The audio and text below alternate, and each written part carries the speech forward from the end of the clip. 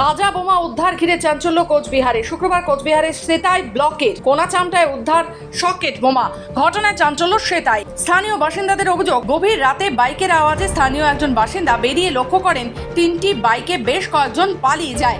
বিষয়টি রাতের অন্ধকারে বুঝতে না পারলেও সকালবেলা নজরে আসে রাস্তার ধারে পড়ে রয়েছে সকেট বোমা। ঘটনার খবর জানাজানি হতেই সেতাই থানার পুলিশ গিয়ে বোমাটি নিষ্ক্রিয় করে উদ্ধার করে নিয়ে যায়। তবে লোকসভা নির্বাচনের ফলাফলের পর এই ধরনের ঘটনায় চাঞ্চল্য ছড়িয়েছে কোনাচামটা এলাকায়। বর্তমান সাংসদ জগদীশ চন্দ্র বর্মা বাসুনিয়া বিজেপির বিরুদ্ধে অভিযোগ করে বলেছেন, প্রচুর অস্ত্র মজুদ রেখেছিল বিজেপি জিতলেই এলাকায় সন্ত্রাসের বাতাবরণ তৈরি হতো। সেই আশা পূরণ না হওয়ায় এখন সেই অস্ত্রগুলো ধীরে ধীরে বাইরে বের হচ্ছে। কারণ বিজেপিরা জানতো যে নির্বাচনে তারা জিতবে এবং নির্বাচনে জিতলে তারা সন্ত্রাস করবে গোটা সেটাই এলাকা জুড়ে। সেই জন্য তারা কিছু অস্ত্র শস্ত্র গুলি বারুদ বোমা ইত্যাদি মজুত করে রেখেছে।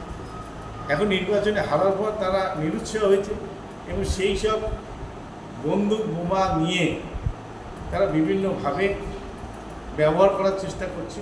এবং আজকে কোনাচামটায় সেই সকালবেলায় বিজেপি যারা হারমাক তারা এই কাজটা করেছে। পুলিশ আছে, আমরা পুলিশকে বলেছি অবিলম্বে তাদেরকে অ্যারেস্ট করে উপযুক্ত ব্যবস্থা।